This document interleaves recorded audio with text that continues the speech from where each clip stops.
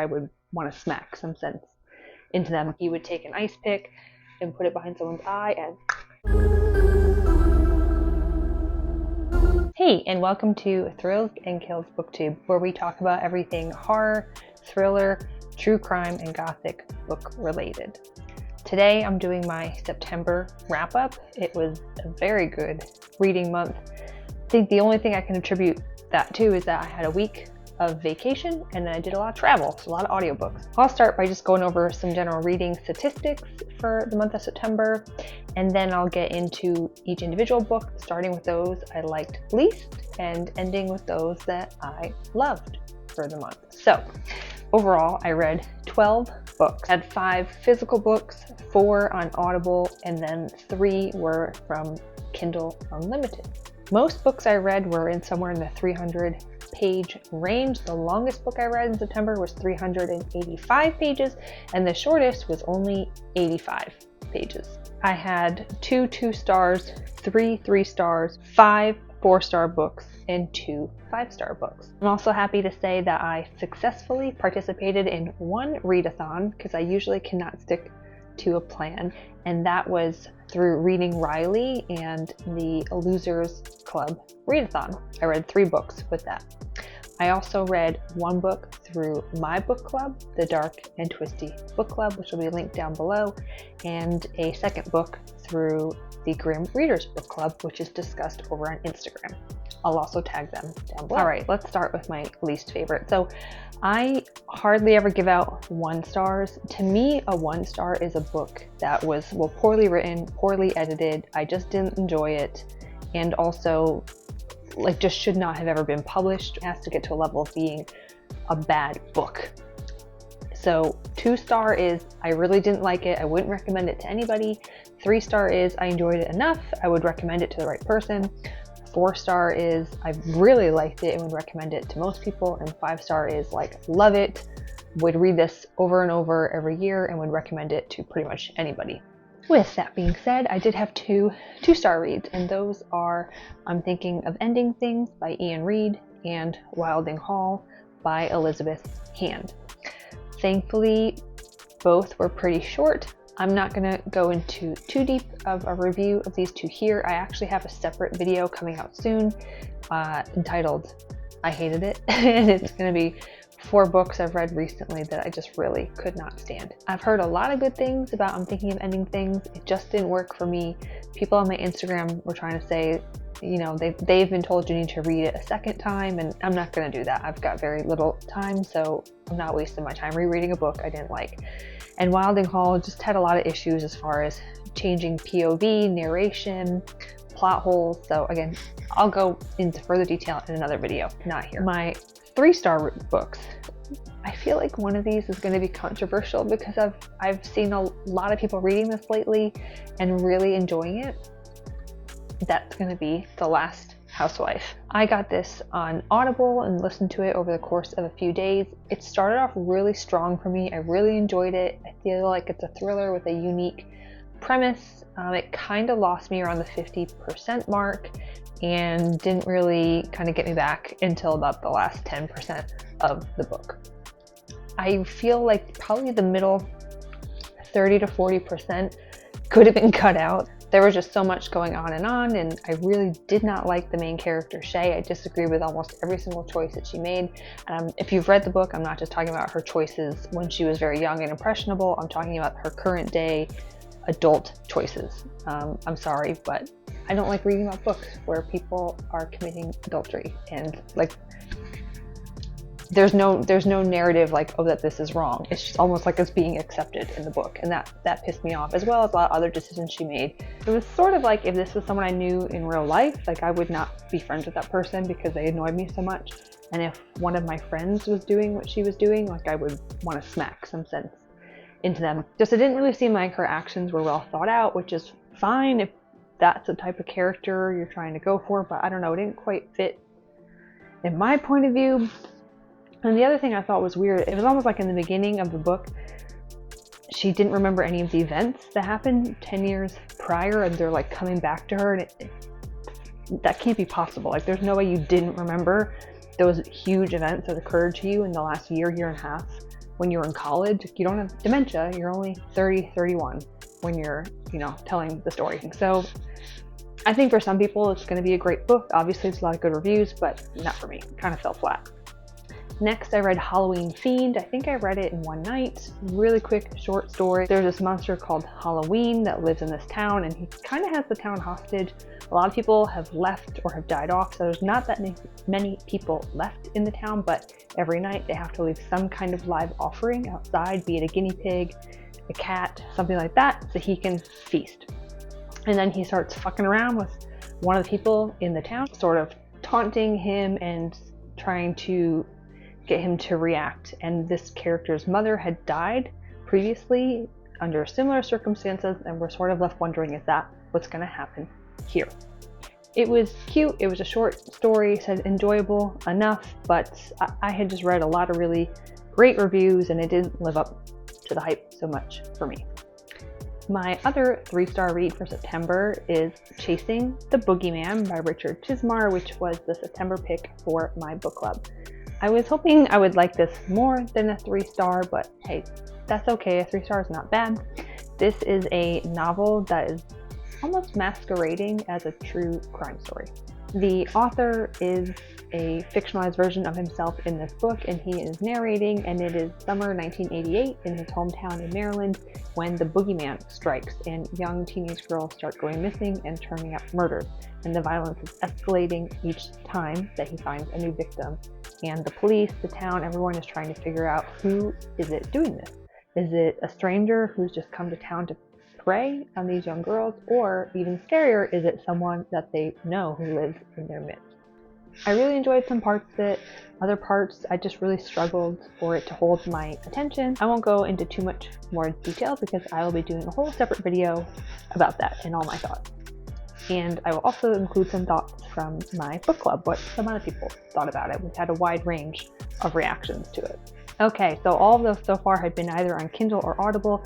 Now I start having some actual books. The first 4-star book I had was The Burning Girls by CJ Tudor. I read this as part of the Grim Readers Book Club over on Instagram.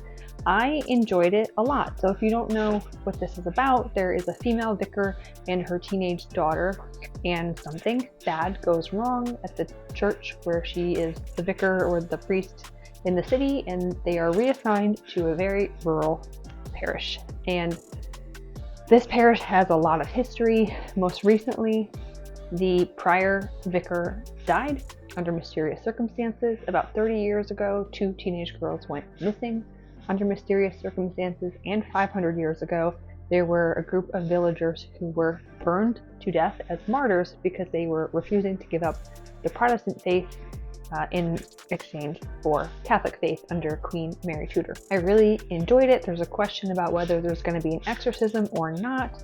Things kind of take a hard left turn, and I think it starts to become a very different book than what you think it is going into it. I enjoyed it.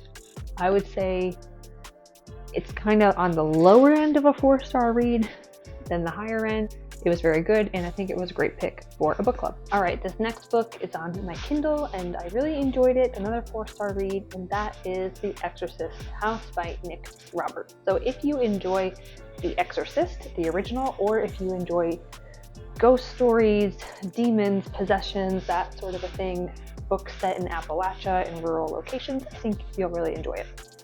There are a lot of Easter eggs, so if you have read the original Exorcist or seen the movie, I think you'll kind of pick up on them. For example, one of the characters in the book, his last name is Blatty, just like William Blatty, the author of The Exorcist. It's set in rural West Virginia. It opens up with someone who has died, and that is a very scary scene. So we are dropped in to the action right away.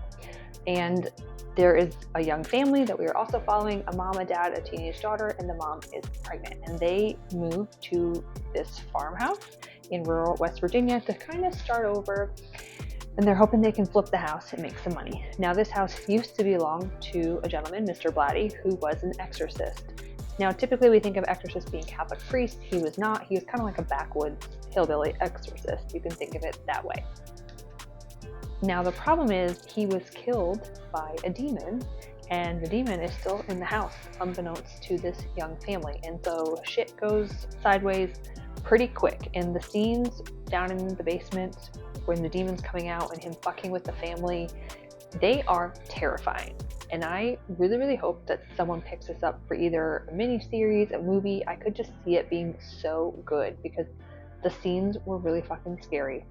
And as someone who lives in an old farmhouse in a rural area, and I'm pretty sure I've heard some things go bump in the night, this freaking terrified me. There were a few issues though as far as pacing, and the writing in the first half of the book seemed pretty juvenile and like simplistic. Like, he walked there, she did this, he spoke to her, like that kind of writing. Not that it needs to be flowery and over the top and convoluted, it was just a little too simple. But in the second half, especially when there's more action going on, it definitely picked up. So I don't know if it just needed another pass, another round of editing in that first half, but that's why I'm not giving it a 5-star. The next 4-star is called Dr. Ice Pick, and this is on Kindle Unlimited and also on Audible. Very, very quick. It was only 85 pages or like 2 hours on Audible, and this is about the history of this doctor who was just a maniac, and he invented the 10-minute lobotomy, where basically he would take an ice pick and put it behind someone's eye, and it's really interesting. It's a true story, also in West Virginia, and it just goes into how he got away with what he did for so long. And it's really sad because people would start bringing all kinds of patients to him that very clearly would not ever have qualified for brain surgery. So a woman talking back and talking back to her husband and just not doing what she's supposed to be doing. A child who might be mentally delayed, arthritis, like all kinds of crazy things.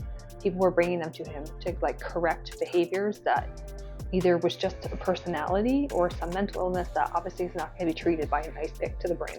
So it was just really interesting because he unfortunately hurt a lot of people in the process. Next up, I was really excited for this book. I think this was one of my most anticipated reads of 2022. I've been waiting forever for it to come out, so I'm so excited that it held up to a 4-star read for me, and that is The Hacienda by Isabel Cañas.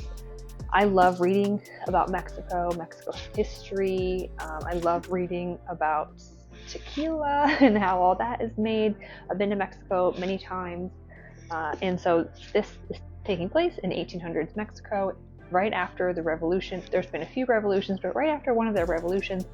And our main character, her father, was taken away and killed due to his part in the revolution and which side he was on. So Beatrice is a young woman, I think maybe 20 years old, doesn't really have a lot of options. Her and her mom are now destitute and living with a family member that cannot stand them, and they cannot really stand her. And so this kind of Prince Charming, knight in shining armor, comes into her life, asks her to marry him, and she jumps at the opportunity, even though she's not quite sure she really likes the dude, but she is just excited to be able to have a soft landing and a hacienda to go to out in the country. Now, I've heard this being described as Rebecca meets Mexican Gothic.